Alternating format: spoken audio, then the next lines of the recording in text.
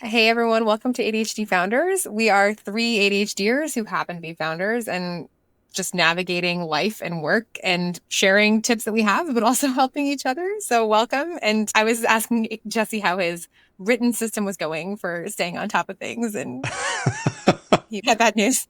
Yeah, so I think we were talking about topics to talk about on the podcast. And one we had talked about a few weeks ago was, yeah, kind of different systems that we use for getting things done, managing kind of like all the day to day. And at the time, I'm like I keep looking at my desk because I feel like it's somewhere. I was doing the, what's it called? The bullet journal, which I've tried off and on before and it never really stuck. And I started it at the beginning of the year and it was going great. I was doing it probably a solid like 2 months. I was writing in it every day. I need to find wherever it is because I know it has some really good thoughts in there about sort of the WavePal stuff that I've been building. Oh, good. And I haven't looked at it in like 3 weeks. But I think that's one of the things, and I feel like I talk about this all the time. It's in my book, my newsletter, just the idea that like finding systems that work for the moment, and then when they don't work anymore, it's like, all right, well, that's just sort of like the nature of having ADHD is like the novelty wore off, and sometimes they stick around and sometimes they don't, and you just need to kind of like move on, find something else that's going to work for now. Although I do find a lot of the times I don't find the next thing. I just sort of like kind of like tread water for a while. Yes. Yeah, the floating is hard. But I like that. I mean, this knowing that it could happen, not shaming yourself, I feel like it helps condense some of those transitions. Because I think there's like Right. a whole week of shaming yourself for like losing the notebook in the first place, right? Yeah, yeah, totally. And that's how I used to just feel like a terrible person all the time before I understood how novelty was just really important for my brain to stick with stuff. And so I now I'm like, well, that happened and that's how it happens. There's no need to feel bad about it. So yeah, how about you, Marie? What are some systems that maybe are working for you? I mean, I relate to everything that you just said as well, because I've tried the bullet journal and I did that for a couple of months and our whole system worked out like, different symbols and things next to different like tasks I had to It's so do. easy to like want to optimize it and feel like it's going to Yeah. last forever because you've optimized it perfectly, Yeah. which And just hyper doesn't happen. focus on it, right? Like I've got it perfect.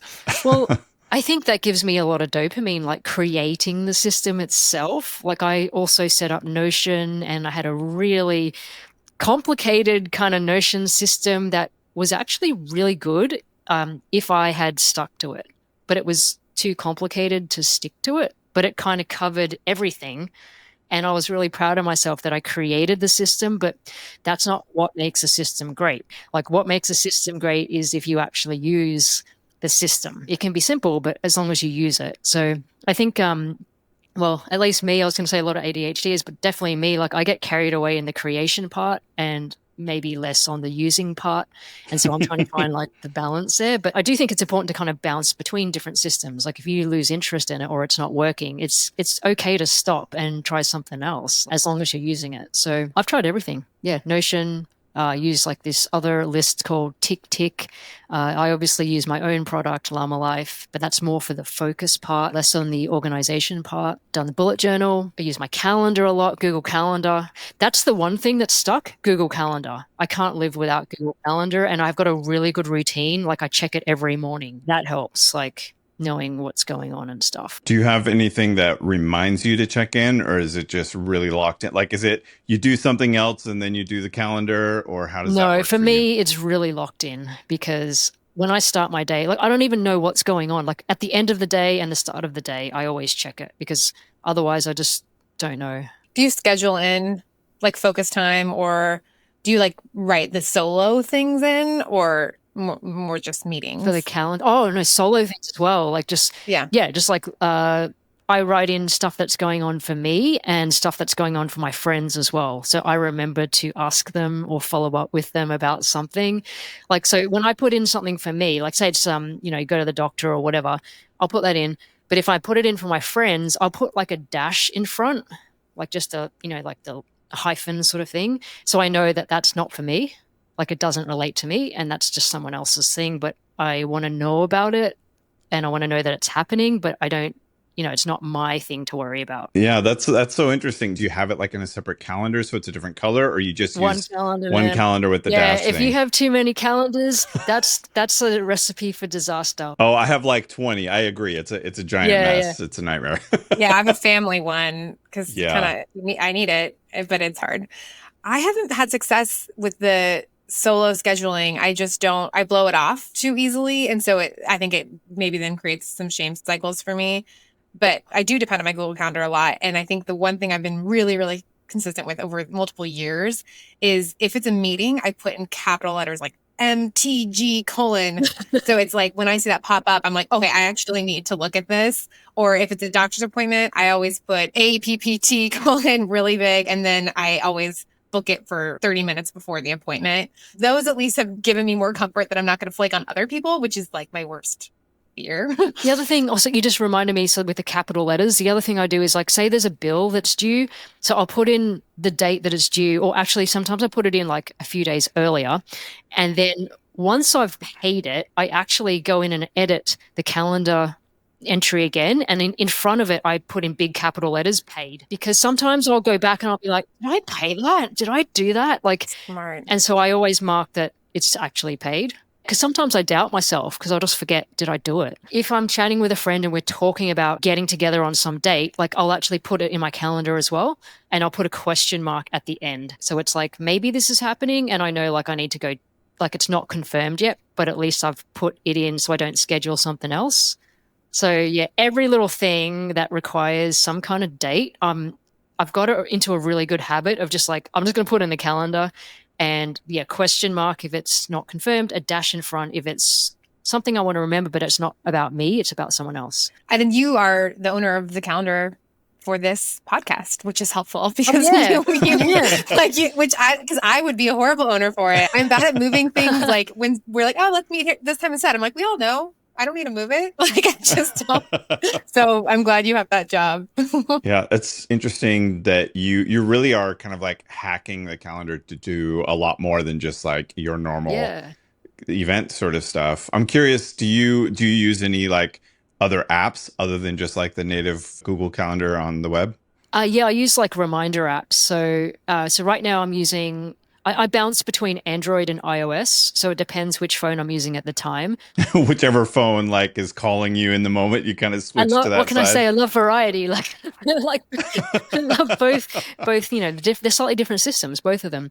But on Android, I use Google Tasks for reminders. So they're like really tiny reminders, like take the trash out, or I don't know, call a friend, make this for dinner, like, oh, you've got to throw out this in your fridge, like really tiny reminders that I don't want to clog up like my to-do list with.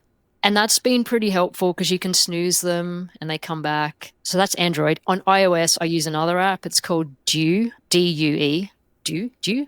My accent. It's Due, D-U-E. The spelling helps.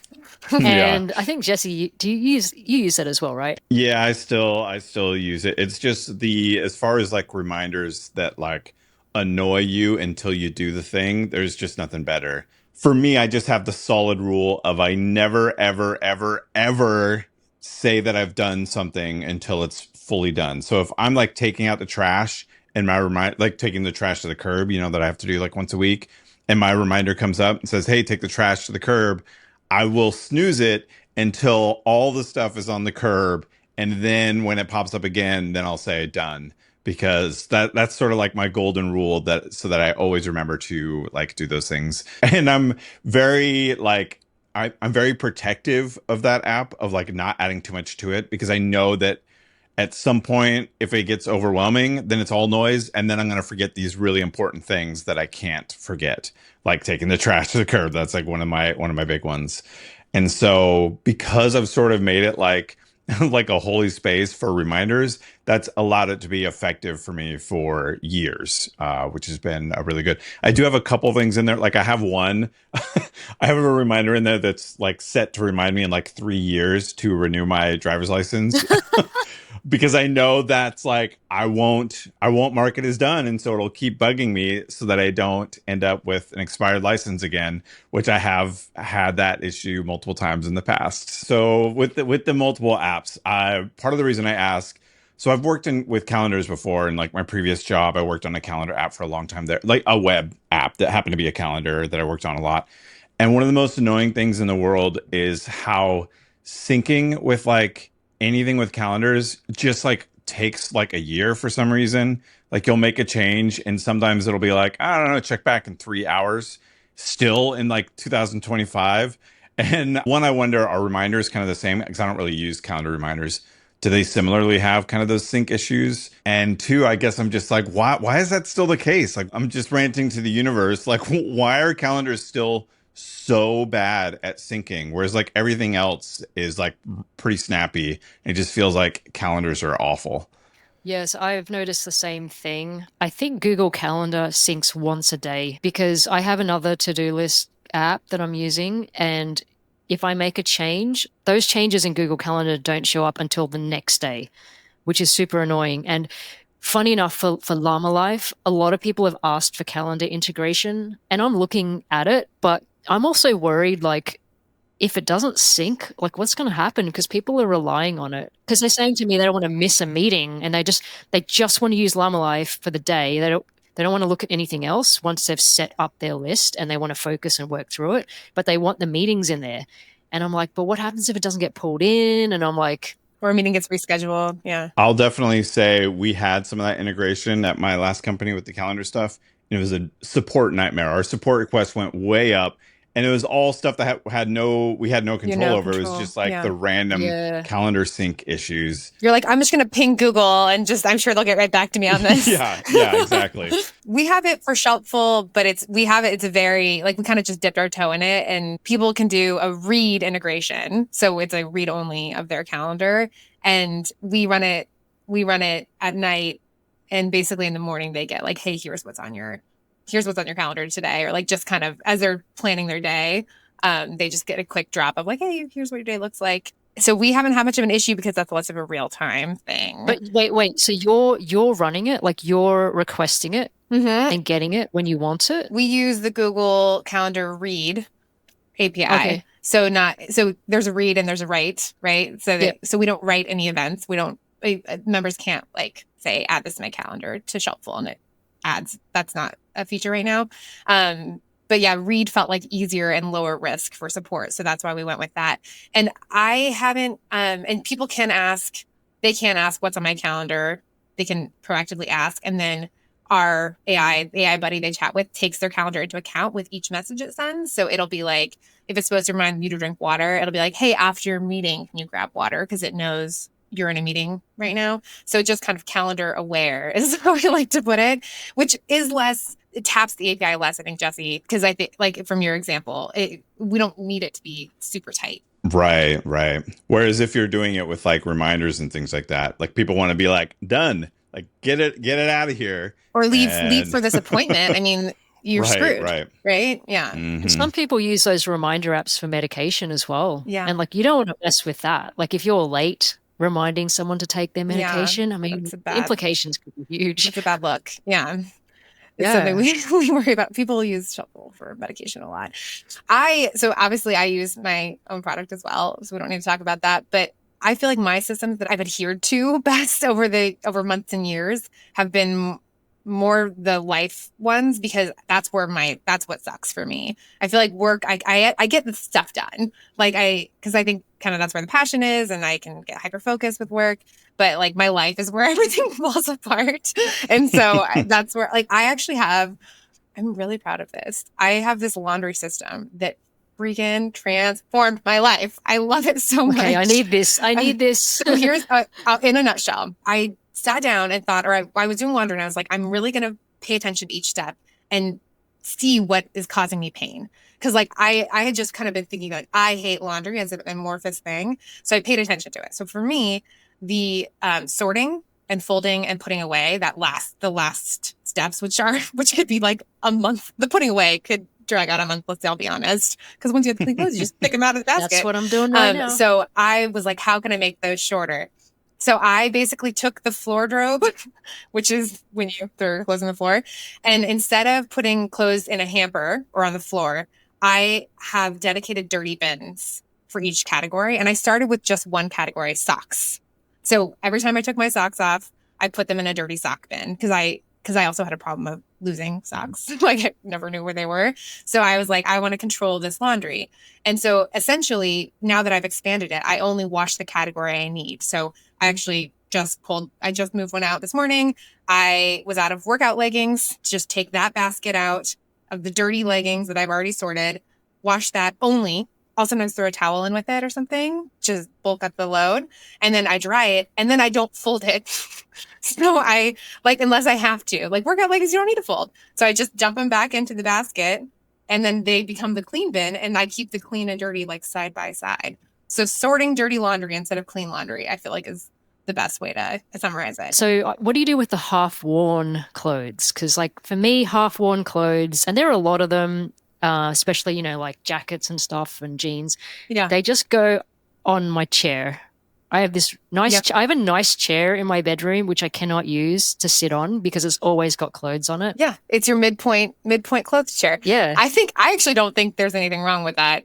First of all, people in my community who I've talked to online have done this thing where they like set up a pegboard above the chair. So they're like, maybe instead of tossing on the chair, they might just hang up the jeans or sweatshirt. Like this sweatshirt, the one that I'm wearing, I don't need to wash it every time. So I have kind of like a little basket that kind of just stays on the floor that I put stuff in, or I will put it back in the clean bin. Okay. And I know people might come after me for that. There are people who care a lot about the clean bin, the fact that my dirty clothes are so close to my clean clothes. I'm fine with it. I like what you said in terms of like putting something close to where you're about to do it. Like I'm about to throw it on my chair, but I could maybe try and throw it on like a hook or something. Yeah, just put a couple command hooks up, and maybe it'll spill to the chair eventually, but it'll like at least preserve her tiny bit, maybe. But for me, it has to be visible, right? I think that's probably for all of us, right. ADHDers. Out of sight, out of mind. Yeah. Yes. So the bins I have are mesh, like I can see through them, so I literally see it filling up. Yeah, that's a good idea. Mm-hmm. So I love it. I started, and whenever I tell someone about this, I'm like, don't try to start where I am. Literally pick one thing: underwear, socks, washcloths, whatever you might use frequently, and don't buy anything. Just find baskets or even cardboard boxes in your house and just make a clean bin and a dirty bin.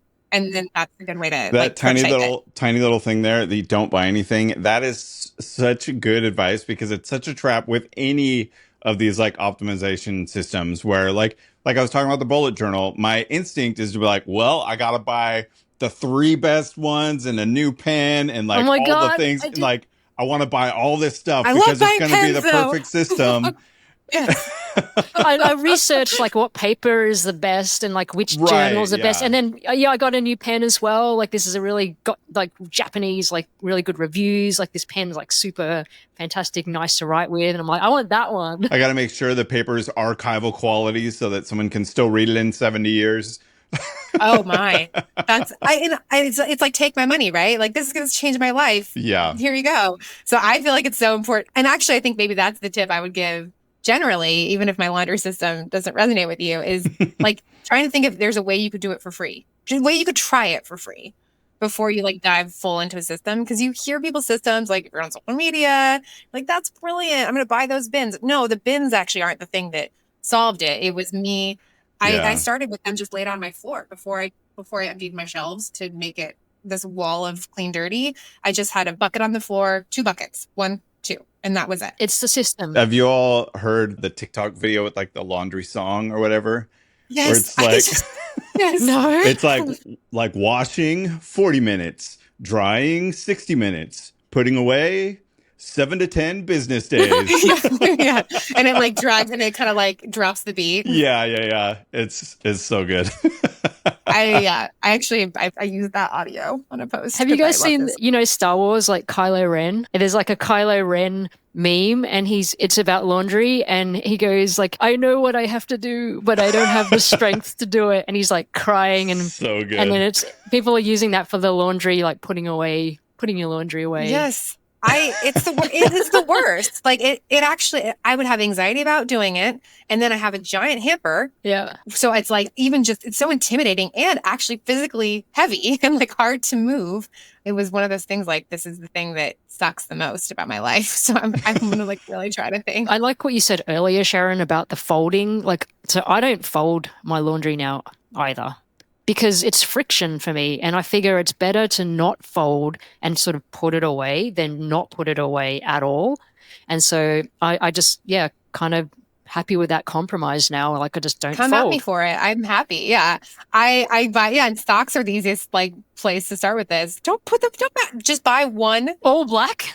Get rid of all your socks. This is the thing I actually would spend money on. And just buy one brand of socks, in one style, and then you don't ever have to match them again. I used to do this, and I am way overdue for it because now I have the mess where I have like 3 or 4 different types of white socks that are like almost the same, and then I gotta spend the morning like, oh, that one's got, is it gonna annoy me? This one's got the red letter on the bottom, but this one has the white stripe. Like, I just need to throw them all because like socks cost like, your general basic sock like does not cost much money. Right. I just need to toss all those out and remove having to get rid of the old ones. Yeah, because right now I'm like having to make a decision first thing in the morning about my stupid socks that do not matter. Yeah, I need to do that. If you have kids, for those who have kids, I got rid of all my kids' socks at one point, like a couple years ago, and I bought them. So my oldest has black socks. My youngest has gray socks, and that's it. So that's brilliant. There's no sorting there because their feet aren't, that different of sizes. So if you're like having oh man, no. That is the worst. Comparing kids' socks and trying to decide, is this the kid that's a few years younger than the other kid? And I can't tell. Yes. And then they get offended when I give them the wrong, this isn't my sock. And then the last step of that was I actually moved the sock location. So their socks aren't kept in their rooms. They're kept by the shoes. So I have a bin that has, it's like a tube split down the middle and there's gray and black. It's not, this is not Pinterest worthy because there's all sorts of crap around it. Like the coats are on the floor, whatever. But the gray and the black socks are by the shoes. So when those moments like, let's get out of the house, you can do it all. Love that. So I don't have kids, so I don't have this problem. But what I do with my sock matching, so I buy these socks. I don't know if they're available in the States, but they're called Happy Socks, and they're kind of like really colorful. They're just really colorful socks, right? They got like cool patterns and stuff. Oh, yeah. I play a game with myself. Once all the laundry's done, I'm like, okay, how fast can I match the pairs of socks, right? And I'm like, I set a stopwatch because I'm trying to see how quickly I can do it. And then I'm like, all right, go. And the goal for me is like not to stop moving my hands. So when I'm matching like one pair and I'm folding it together, I'm looking to find the next pair. And so when I finish folding, I can go straight to that because the goal is not to pause at all and just keep it flowing. So I'm always like matching and looking, and then I'm going there. I get that one, and then I'm looking for the next. As I'm folding, I'm looking for the next one. Is it a timer, like a countdown timer, or is it a stopwatch like you have a best time that you can tell us? This one's like going up. There's no best time because sometimes there's more pairs in it than others, but it's more just like try and do it quickly and try not to stop. Like if I have to stop for a few seconds, I failed because like the goal is yeah. Anyway, it's just kind of like a floor is lava, like the exploding socks kind of. Yeah, I love that. Like it almost feels like a type of a strategy that I could have had in my book because a lot of like what I'm talking about for, people with ADHD is using the 4 C's of motivation: the captivate, create, compete, complete. And that's what you're doing right there. Like create the novelty, you're using that, and then you're mixing it with competing and the urgency. You're kind of using all those pieces because that's what like excites that, our ADHD brain. That's what keeps us like interested and engaged. Like I talk about like doing the dishes, which is one of my least favorite tasks, but similar sort of thing, like making it a game. Like, oh, I'm going to go like reverse alphabetically and grab, things and put them away that way. Or I'm going to stack everything on the table first and then put away the stacks. Or I'm going to go by color. Like, let's get everything that's red out. Like something to just make it a little bit more interesting. And it always sounds like silly. Like, I'm sure like some of that stuff you're talking about right now, you can share with us and it's totally fine because like you feel like everyone's going to get it. I've not told But anyone else this. Oh, yeah, it's like the sort of thing where it's like it works for you, but there's a certain company where you wouldn't talk about it. And those are like my favorite kind of like that's an ADHD strategy where you figure out how to make it work for you. And other people might judge, but who cares because you figured out how to make it work for you, which I think is awesome. or you say it in front of the right company and they're like, holy crap. Like it's Right. like either they're doing it the Yeah. same or they're like mind blown. Why didn't you tell me this sooner? Yeah, Like that's yeah. where I Totally, find totally, yeah. I feel like find that lands more there than other places, which is like, why am I not talking about this more? Because I'm not the only one. The best thing is also like I didn't even hesitate to share it. Like I felt really comfortable sharing it. Like I knew I wouldn't be judged or anything. And it's just Oh, yeah. kind of like, Yeah, love it. with the washing the dishes, I have a little game I play there too, which is it's kind of like a countdown timer, I guess, but I put the kettle on. Like even if I don't need to Oh, love use this. the hot water, I just fill the kettle and I put the kettle on. And basically I have to finish washing the dishes before the kettle goes off. And so I'm washing it like super fast speed. I'm just like watching it and I can see it boiling. And I have a kettle it's a glass kettle. So I can see it starting to bubble. Yeah. And I'm like, oh my God, I have to hurry. I call it racing appliances. I feel it works with coffee, like coffee brewing. It Oh, works with yeah, yeah. microwave, toaster. And it's like literally anytime I push an appliance on, I just look around, I like grab something or I do something in my kitchen. Totally. It's like, this is urgency. I got to use this. Use this urgency for Yeah. something. Yeah. And I have a timer in the kitchen that I use for dishes, but for some reason, the non-artificial timer gives you a bigger boost. Like, I got to do this before the toast pops up. Like, it's actually a kind of a standing around moment. Whatever that sort of thing is with where urgency is happening and it fires something kind of in your brain. This is why I have a problem when I have like an appointment to go to the dentist. And then I'm like, oh, I got to leave in 5 minutes. What can I do in 5 minutes? And then I come up with like 20 minutes worth of stuff to like try and do real quick. And then I'm late to the stupid appointment, even though I was ready to go, because like my brain was like, oh, this is that magic feeling we only get certain times. You got to make use of it. And yeah, it always gets me into trouble. But ironically, I don't learn my lesson from this because Oh, I do no. the same. Because those 5 minutes were like the most magical five. I get the best ideas, get the most done. It's like this jolt. Like we had a meeting and you were late and you're like, I'm sorry. And I'm like, no. I just got so much done. Like we're good. Like I had this focused time where I just was dialed in and You're waiting. like, what can I do before Marie comes on the Zoom call? Yes. That's the time that's the time of the day. When people are late to meetings. Please. It's so funny because this meeting today, this podcast, when I got on, well, Jesse wasn't on because he didn't even know that we were recording. Little miscommunication. and then Sharon, your screen was on, but you weren't there. And I was gone. Yeah, and so I got on. I'm like, oh, Sharon's like gone and trying to do something because she's thinking I've got like a few minutes before anyone jumps on. It was so Went to funny. my dog out. But I got points for just being logged on in my mind. Marie, your example of the game, the appliance game, is so resonant to me. Jesse, for the color and alphabetical one, like, how do you make a habit of activating your brain? Because my brain kind of calls myself out for like gaming it, kind of. I love the idea of it, but how do you activate that? For me, it has to be different. Like I can't be like, oh, I'm going to do it the same way every time. And I have to come up with like all new weird stuff. And like, I think maybe it helps because I'm doing the same thing for my kids of like, hey, let's see if we can put on your shoes while you're standing on one foot. And because that will get them to actually do the thing. And so I feel like I'm in the practice of constantly having to make up weird stuff like that to motivate my kids. And so I'm able to kind of do it for myself.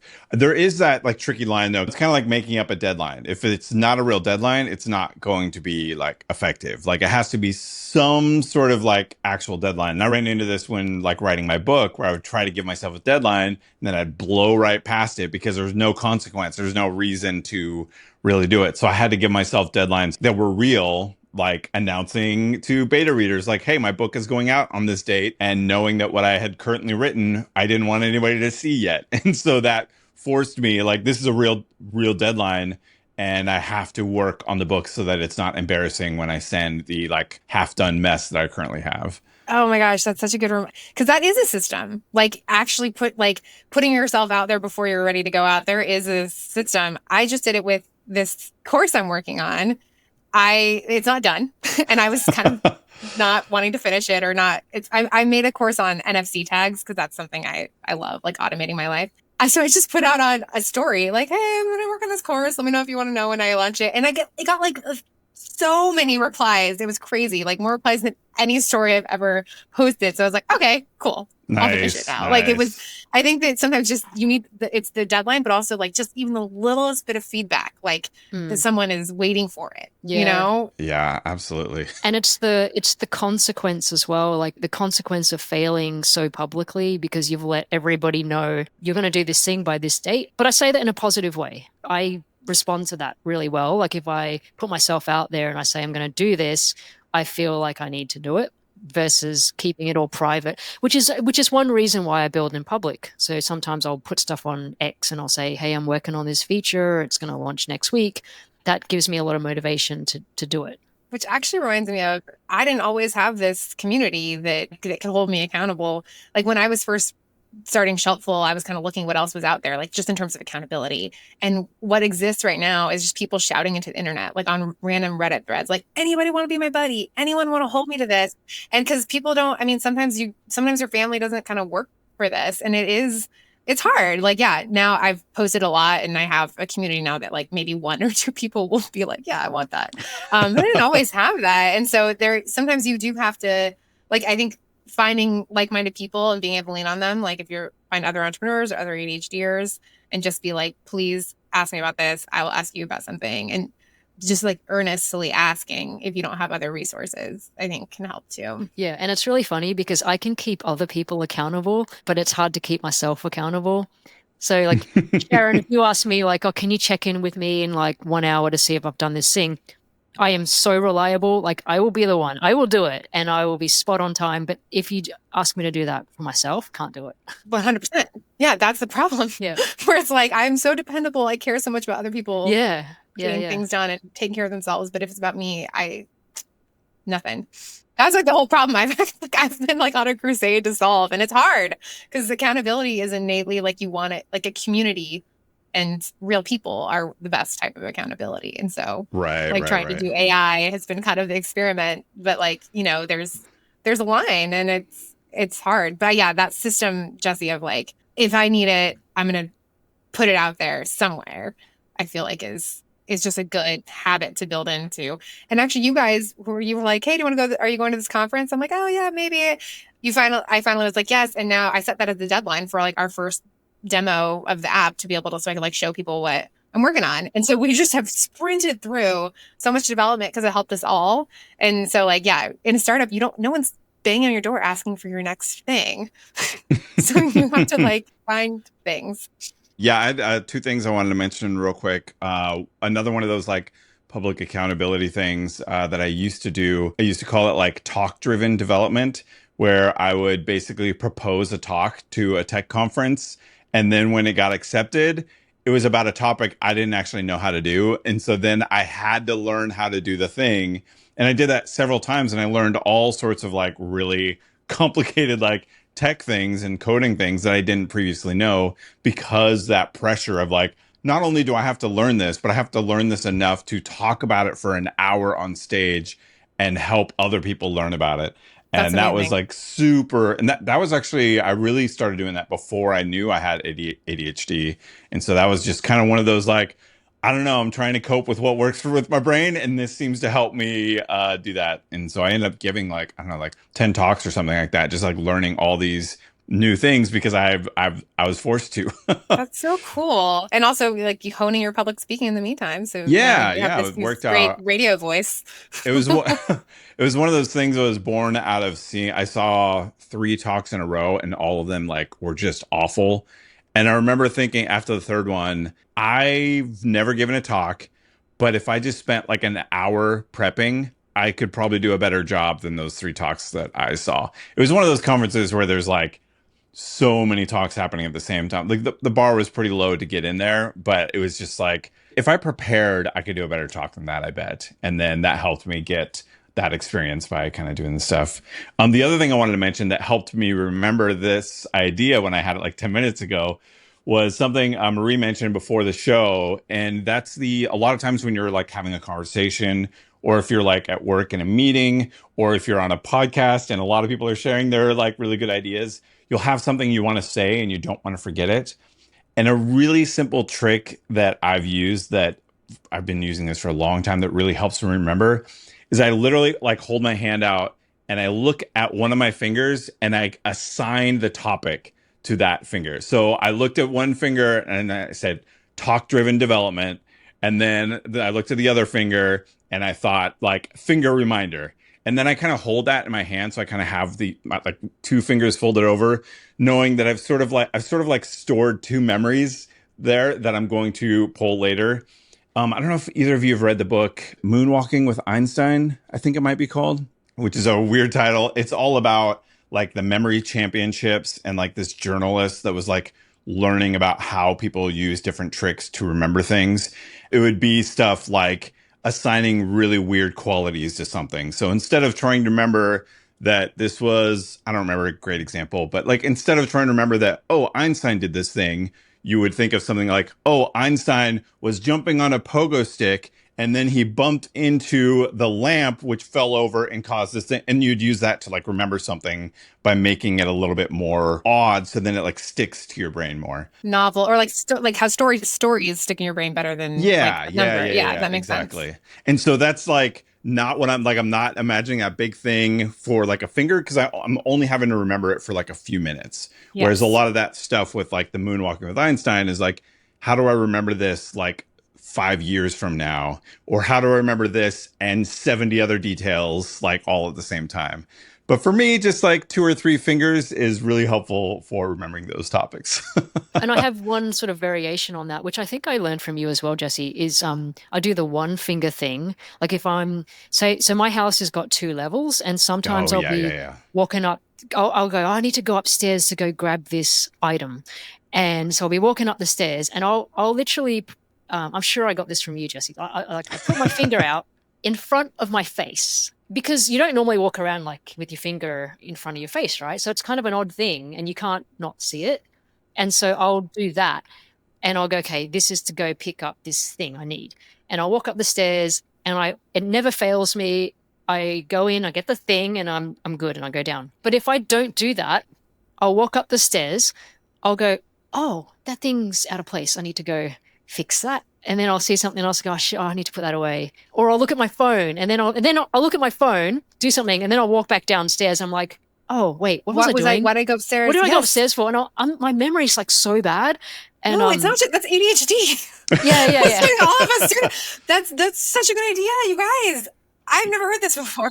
Well, one finger. So good. Yes. Yeah, that's along with a lot of other people will do the like singing about what it is that they're going to do, and so they'll just be singing, I'm going up to put the thing away, I'm going, and then just keep singing it until they actually do the thing. Oh my gosh. And I really feel I feel like there's like, I don't know, like a shelf or something on my head that's like holding my intentions. And whenever I walk through a doorway, it just wipes everything right off that shelf. And it's actually a documented thing. It's called the doorway effect. Really? What? When you walk into a new space, it kind of is like a reset. Since you guys taught me something really good, I'll just throw one at you. I actually use the doorway effect. I've tried to, obviously I suffer from everything you just said, but you can also use it to try to like habit build. So like after I walk into this room, I always do this thing, because you kind of have this reset moment where unfortunately you might have forgotten why you came in, but I have a timer by my office door and I turn it every time I come in for 5 minutes in theory to clean. But cleaning, it doesn't always happen, but the timer always goes on. So like sometimes I'll get distracted, and when it goes off, sometimes I'll be like, oh yeah. And then I crush a box or something, because all the boxes end up in my office. But yeah, it is an actual thing that everyone I think has a little bit. The finger thing I'm gonna start immediately because I do that. I walk up and down the stairs and I'm like, what am I doing? And then you remember as soon as you get back to the bottom of the Yes. stairs, like, oh, that's what I was Yes. trying Or to you do up remember there. like an hour later and you're like, oh, wait. Yeah. The best thing about the finger thing though is like you always have it on you. Like you don't Yes. need like Mhm. you don't need to go, oh, I'll reach for that timer, or like, oh, do I have the timer there? Or maybe the timer ran out of batteries or whatever. It's like you always have your finger. So like There's very little very little friction. because your finger's right there, ready to go. Yeah, because on video calls I'll Mhm. like jot down. I'm a big jotter, like because I know I'll forget things. But yeah, the finger thing is, yeah, you're right. Like you don't have to have a pen near you, and you don't have to break focus from the conversation. You can do it in person because ADHDers interrupt each other, like I just did to you. We've been pretty good at not interrupting, like I think I've been making a conscious effort not to butt in. I'll be better now because I'll do the finger thing. Because I think ADHDers interrupt sometimes because they are afraid they'll forget. Totally. And because we know what the end of someone else's sentence is, so we can finish it for them faster. Yeah. Or just pure excitement. Or like, yeah, you already got there and you know what's going to be said, or you just, can't. The great thing about it too is that if you're in a meeting with people, like including neurotypical people, you can do it without drawing any attention to yourself, which I'm sure like a lot of people with ADHD, you get worried about that. You're like, I don't want to do anything that's going to have people look at me and think I'm weird. And so that's like a really quick thing where you can like, now that you know that I do that, you'll probably notice sometimes where I kind of like, I'll look very consciously kind of look down at my hand. But I can do that like pretty subtly too, without people seeing that I'm doing something weird. Where I can just like fold a finger over, and it just looks like I'm just kind of sitting here not doing anything strange. But I'm like locking in those memories, like these two things. I'm gonna remember to say those before this meeting's over. Oh gosh, I think we need to do part 2 because I think we came to this. I'm like, I'm sure I have some systems to share, but I didn't really have. And then it's like, oh, this. Yeah, we should wrap it up because I'm like ready to jump into other stuff. But I know you've taken like Tiny Habits course and stuff like that. And a lot of that is really kind of I'm connected. a certified habit coach. Yeah, exactly. Yeah, certified. So that's something, yeah, maybe we can dive into that more in a future episode. But let's wrap this up. And Sharon, where can people go to find out more about what you're building, what you're doing? Yeah, shelpful.com, SHELPFUL, and on socials at shelpful. How about you, Marie? Llama Life, it's llama.life.co. or Llama Life on socials. You can follow me online.